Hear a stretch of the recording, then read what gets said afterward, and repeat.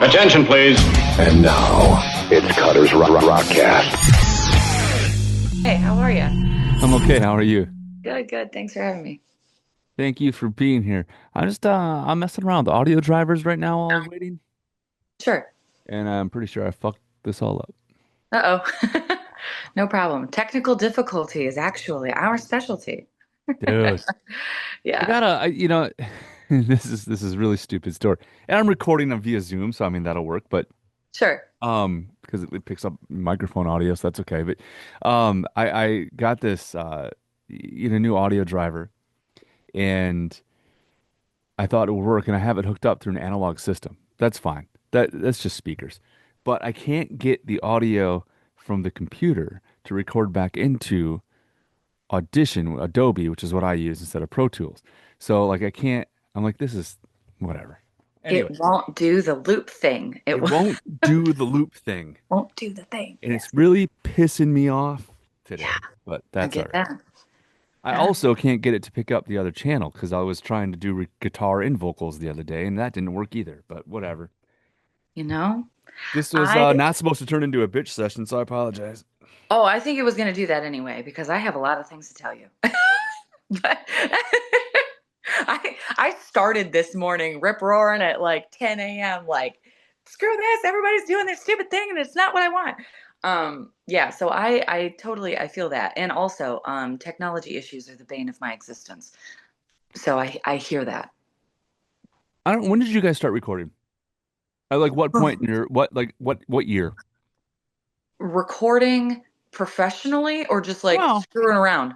we all just screw around these days, let's be honest. Yeah, But yeah, screwing around like 2014 in this project, okay. 2015 in this So project. so Eva Under Fire started messing around with stuff about 10 years ago. Yep. Okay. So were we already at the kind of weird digital age where everything's supposed to sort of map together, but it doesn't actually do that? Yeah. Yeah, Yeah. yeah. Yeah, because when we first started screwing around, all of our complications, when it was supposed to sync and it wouldn't sync and we couldn't figure out the thing, we would just stick our phone in the cushion of the couch and that would like compress it enough that at least jamming in a room was like you could hear the parts audibly. That was it. That was the closest that you could get. That was our demo. Couch That's recordings awesome. through a phone. No, Yes. that's way better. That's way better than the stuff I pulled off because when I started, it was probably like 96. Like I was Okay. young teenager, and it was the Tascam 4-track, and then that I thought was the coolest thing ever. I'm like, oh my God, I just put a cassette tape in, and I can hit record, and I can record like vocals and guitar at the same time. Um, and that the same thing. I mean, you're doing all kinds of weird tricks in different places to try to get sounds that make sense, and it's ends up being, and you finish, and you're like, oh my God, we recorded a song. This is amazing. I'm gonna get this. I'm gonna play it on the radio. I don't know. It's like so dumb. That when you look back at it, but at the time, anyway, and here we are, all these years later, All these and it's years. the same issues, just with different technology. I'm telling you, I tell people this all the time. Nothing is new under the sun, you guys. What are we really freaking out about? Nothing is new under the sun. This is a set of problems has existed like this in various shapes and sizes across time. Sure, for as long as there's been time, Yeah. there have been these issues. Yeah. That's right. That's Yep. right. There All we go. right. Eva Under Existentialism. E- Eva Under Fire is the band this week. What have you guys been on? Like it's a couple years ago when we got to meet. I learned all about you and learned all about the band, and it's such an interesting premise and everything. And the music obviously was on fire. And then it's kind of felt like you disappeared for a moment. Yeah. What Yeah. happened? Where'd you Not go? electively. Not electively. That's And fair. this That's the is music where I'm going to industry. tell you about the suits. Okay. Great. Great. We have a love-hate relationship, and I think most artists who have a team would say that that's true, right? They have a love-hate relationship. For all of the messy things that we've been through on this label and with management and with booking, right? If I knew all of that, I would still sign the same contract today. I Okay. would, because we would just never have gotten the opportunities that we've gotten to this point. I mean, we've Right. we've played in Europe, we've done all the right. We had a song at radio, which is like you said, the dream when you start as a Hmm. kid with couch cushion recordings, right? Like this is right. I've done the things, right? Um, but it gets very complicated in the industry and the business, right?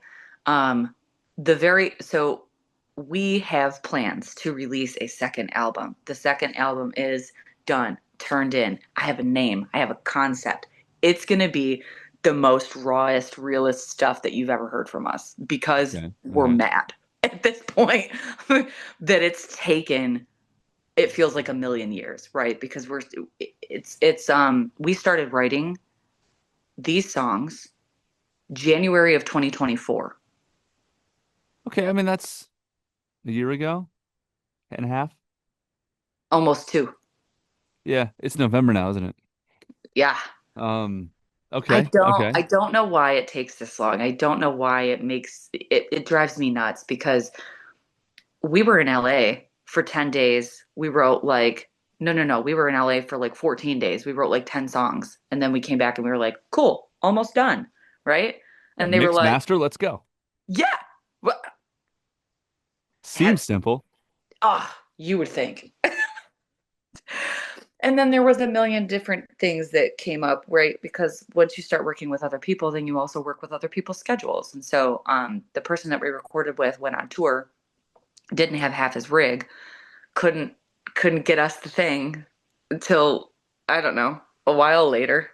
And then when we got it, it wasn't what we were anticipating. So then we have to go back, do the thing again, take all the fancy pants things off, get back down to, hey, we recorded this with guitars. Why does it sound like basically like an EDM uh, album? Oh, well, So it's we were like, too much this, electronic. all the production. Where did the guitar go? We played guitars on the song. Where did the guitar go? What? Okay. No. Um. So then it was that for 2 years, which is For insane. 2 years? Yeah. And that, but then because we would get it done, and then all of a sudden we wanted to go back, and the suits as they were like, hey, we don't have a song like this. Can we do a song like this? We have turned in 21 songs. The Search for the Guitar, Eva Under Fire, Part 2. And listen, now I love what we came up with in that same studio with that particular person. Yeah. Um, I'll just say it. We recorded with John London, and I love John so much Oh, yeah, I because know John. he's a creative and he is like the bee's knees when it comes to like hearing my vocal and then like Hmm. figuring out where that's supposed to go in the song. I wrote the song. Um, it's called "Tell Me I'm Beautiful," and I had the verse was what he heard as the hook. And I was like, really? He was like, yeah, dude, that's the hook for sure. He was like, watch this. And so he takes it and he sped it up a little bit and I could hear it. And I was like, oh, that's sweet. And he was like, we don't want to do, like, he was like, we want bouncy riffs and things like that, right? My guys were talking about, we want bouncy riffs like Corn, right? Okay. But he was like, well, why are you playing it with that guitar then? You need a baritone guitar. Drop that shit, drop Yeah. it down, and we were like, Yeah. okay. And sure enough, it was like, oh, that feels great, so like he was really, really what you want in a producer is to take all of the artists' things that they're handing you and make it make sense, right?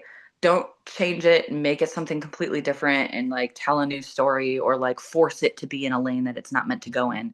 He was like, I mean, but he's also an artist, right? He sings for Point North, so they went on tour. And I was like, this he's like the greatest blend of like producer slash artist, and like can really get in the weeds with you. And I He love that about him. he was one of my favorite guests I've had on the show in the last couple of years, only because as a I mean, as you can tell, right? I'm also a little bit of a musician, although a bad one. Um, Yeah, you can't be. You got an orange amplifier in the back with a Marshall stack. with Like a it Marshall can't be stack that to go bad. with it. Yeah.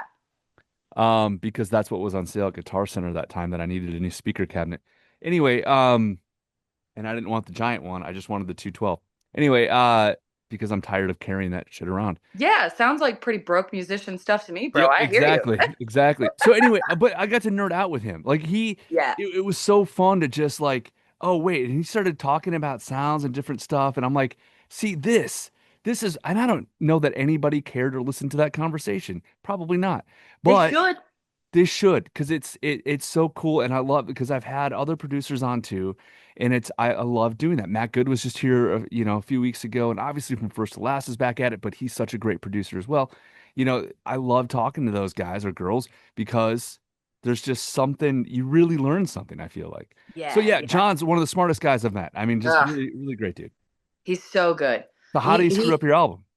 Well, it wasn't screwed up. It was just delayed because he went on tour. Like, screw Oh, him okay, for fair going enough. on tour and like, Well, Point delay North the. had success. Yeah. But Yeah. right, yeah. So sorry, he's also in a successful project that freaking rocks, right? Right. Yeah, but it was his creative vision was really the impetus for like all of album two. Like the sonically album two was because we met with John first and we did songs that we loved immediately and we called A&R and we were like, we got to do the album with this guy.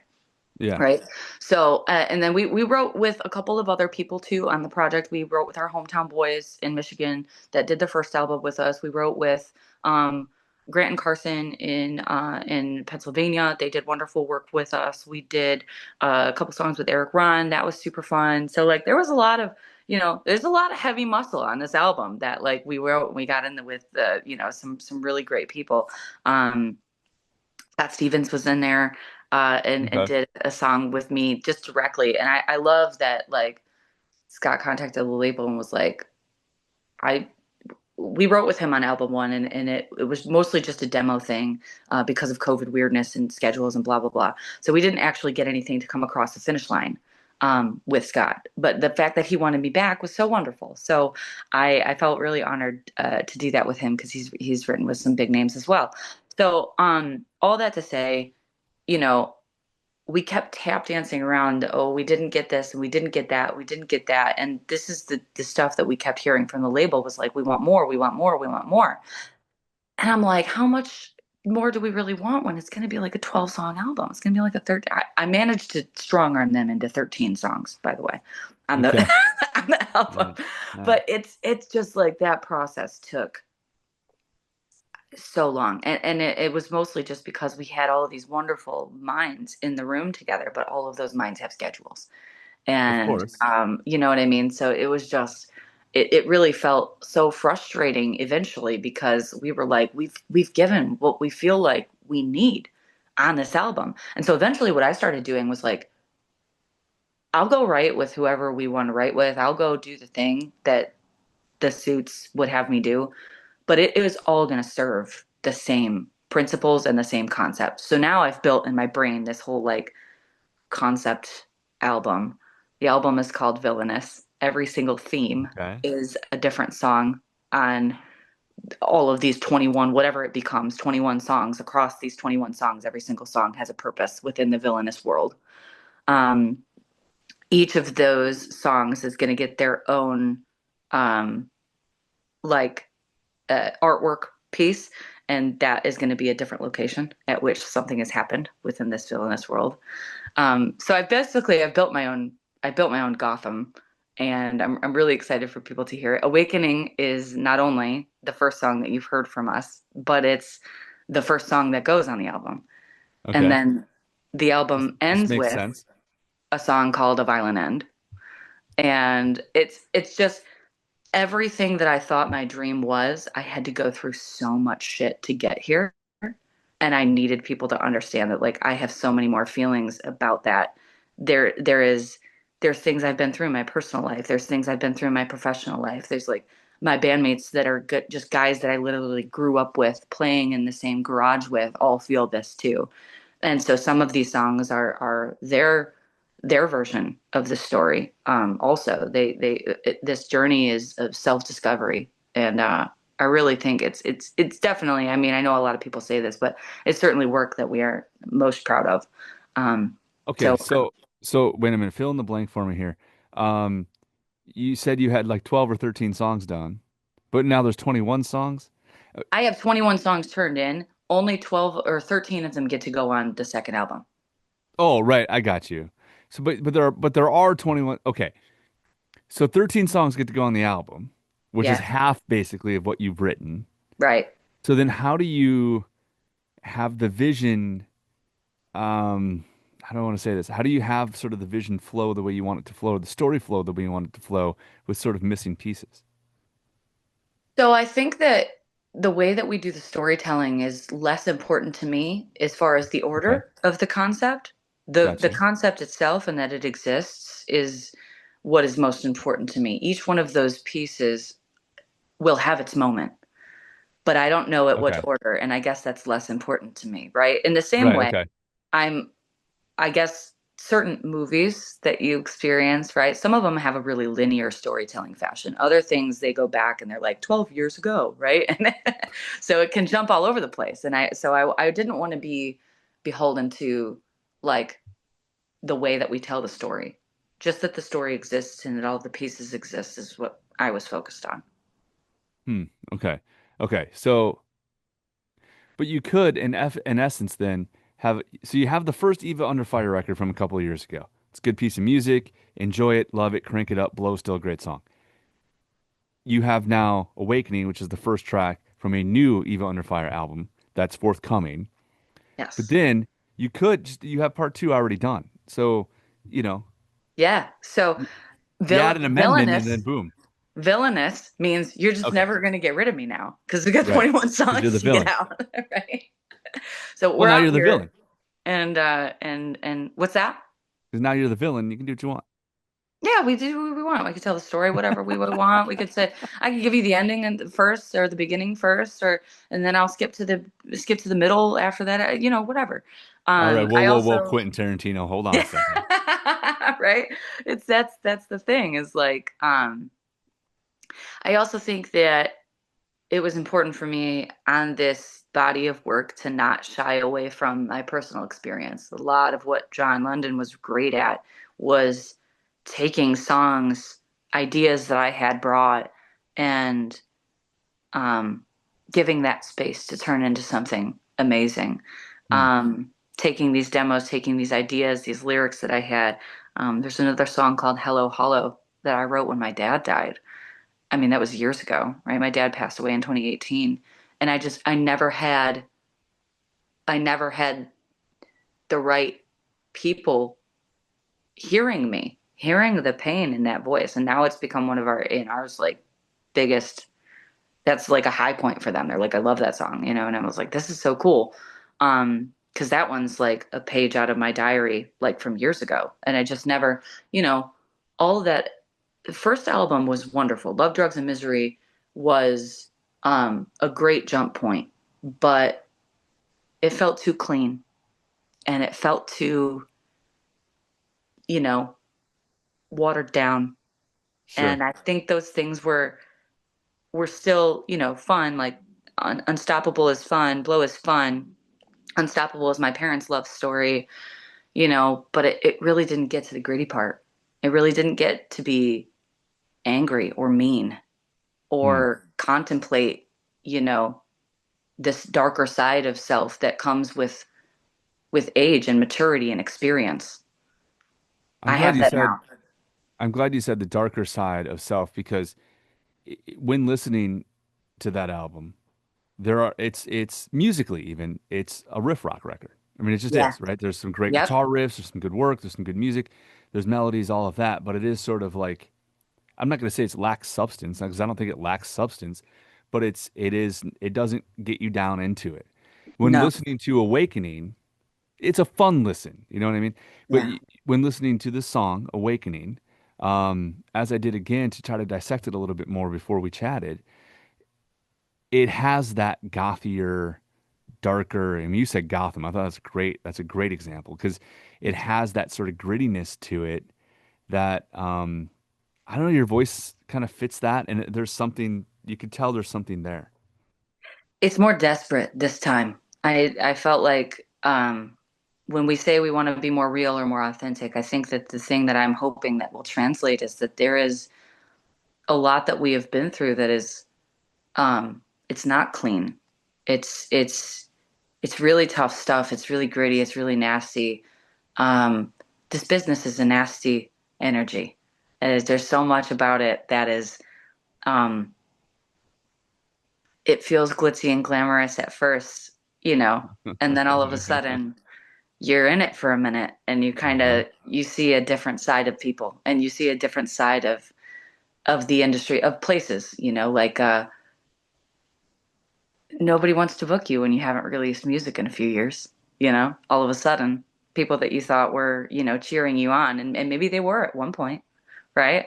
But now it's like we've been away too long and we know that and we had been pushing to not do that for years. We've been begging, booking, like, let's do headline stuff. Let's do headline stuff. Let's go back to the markets that we had so much fun in. We wanna. It wasn't a big enough That's look. it. That's interesting to me because in order to get, every musician knows, right? In order to get your feet underneath you, you have to go play. You have to go Yes, play live. You have to play on a stage. Even if it's in front of five people, you have to play on a stage. yes, we're a garage band Right. still. Like, it's not for lack of Good. We need grind more of that. for us, right? Like, we just need a team to listen. Like, and that was just the part that was just blowing my mind was so frustrating. What do you mean it's about how it looks? No, it's not. None of this is about how it looks. Rock music is about feel. Because if they don't feel it, they don't want it. It doesn't resonate. And that's where it stops. So I was like, this like clean energy, this like rah rah type of energy, this whole like, I guess basically last time, we joke in the band like we released an arena rock album that nobody knew who we were, you know? So like I we finally said no. No, we're not listening anymore to what you want us to be. We're not listening anymore to how you're going to direct us on how this is supposed to go. Right. No, put me back in the bars. People Yeah. feel it when we're in the bars. Put us back in the clubs. We just went out with on a run with Buck Cherry. It was awesome. Small rooms, 400 cap. Let's go. Like that's what I need. And if they want, and that serves that's what I'm talking about when we say villainous. Like we don't want all the glitz and things anymore. That's fake. That's fake. That's not real. That doesn't breed any real energy or legacy or allow you to like. And I love the big stages that we've been on. Blessed. We are truly blessed to have been able to experience those things. But it is not sustainable riding other people's coattails. Yeah. We're not, and because of that, we did some rearranging within our team because they weren't listening. Sometimes it's got to be that way. It's got to be that way. It's got to be because it's not sustainable to just not go back and do the thing where you're in there with people and in there with listeners and in there with other rockers that just love, I recently went to a show at the shelter and I hadn't been down there in a while. Okay. And when I was 16 years old, they used to throw a bunch of locals, like 15 of us, on one bill and call it like a local showcase. Oh, And you yeah, yeah. invite your friends and come up and blah blah blah. Oh, yeah. We My did that in the Midwest too. Yeah, Yeah, absolutely. yeah. My very first show ever was St. Andrew's Hall, upstairs, big room, like Okay. crazy. But I went down to the shelter and I was like, this is where people want to be at. It's so small and intimate. And that allows people to really like be up close and personal with the music that they love so much. And I feel like in trying to chase this dream, maybe somewhere along the line we had forgotten that. Um, it feels really good to get back to those shows. Yeah, I don't know. There's something about it, right? Like I was joking around. I've started playing in cover bands because I'm a radio DJ. I do a morning radio show. I have this syndicated radio show. Like I'm married now. Like I just whatever. I get make a little extra money and still be able to play a guitar and play some riffs, right? So a friend of Yeah, mine, we're just jamming. We started this during COVID. It was an acoustic thing, and then it turned into an electric thing, where we literally just here's the basics of a song. We just go play that and we just jam it. Sometimes that song lasts 10 minutes. Sometimes it lasts 2 minutes. We stopped doing that recently because of his, a life change in his. So I started talking to some guys. I'm like, this is what I want, man. I want a like three-piece band where you look at the guys or girls in that band and you know what they sound like. yeah, Like I ride a motorcycle. I have a beard. Like I have tattoos.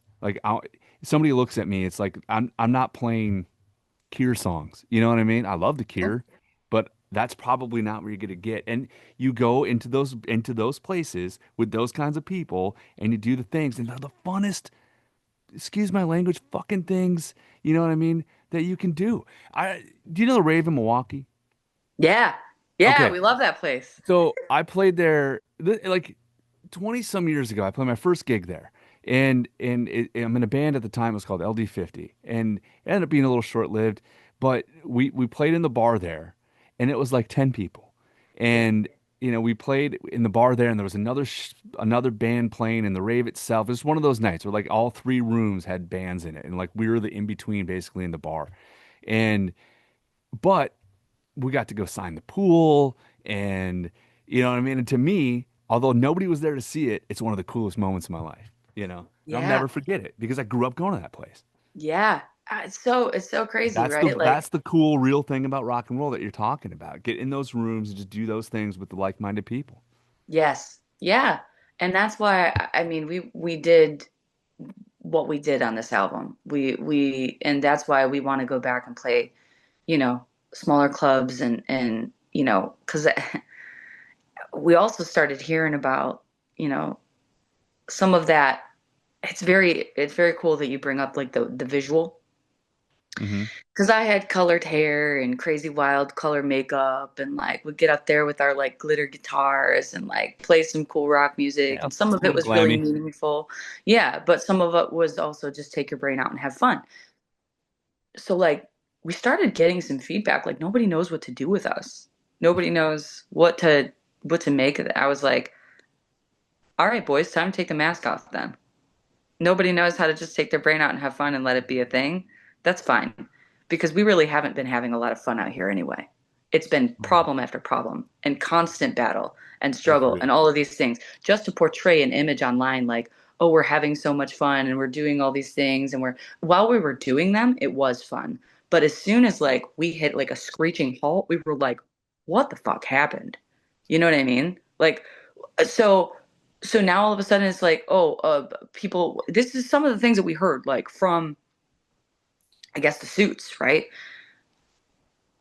Our contemporaries didn't know what to do with us because of the look, right? Or of the look didn't match the sound. Or like people thought that the band was hired because they would just see my face online. I was like, no, they just hate being in front of a camera and pretending. So like we're just not, I'm the one singing songs in my bedroom with my microphone that and putting it on TikTok, right? Like this is they don't know. Nobody knows. Nobody knows that I've been singing since I could talk, and my father, who bought me my first microphone, died of a heroin overdose.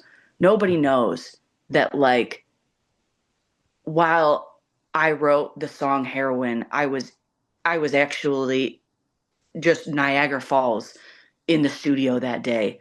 And that was like never supposed to be a single because it wasn't written to be a hook. Nobody knows that we're still a band of friends who have literally known each other for 20 years that still play in my garage. And we're the only pro band that I know that pulls up in a 12-passenger van and loads their own shit. Like nobody knows. How do we get them to know? Like, well, first you got to take all the, people are like, "Oh, you've got your natural hair." I'm like, "Yeah, that's all you'll see from me from now on." And my Okay. name's not Eva either. My name is Amanda. So, we're just going to set the record straight. So like all of that went into Villainous and Gotham and cuz people say they don't know what to do with me. You don't know who I am. Well, yeah, no wonder why, right? If you don't know. You know what I mean? Like what do you mean? I People don't know that by day I'm a therapist. I I was I going to actually ask you about that because I'm wondering how much of this do you take your sort of day job, right? Your sort of Bruce Wayne part of your persona, and use that as the Batman part of your persona, especially being a therapist and understanding how words and themes and theories and all that work within the psyche. I provide therapy to other people in my day to day, and I because I'm very invested. I love humans. I love people for all the problems that we have.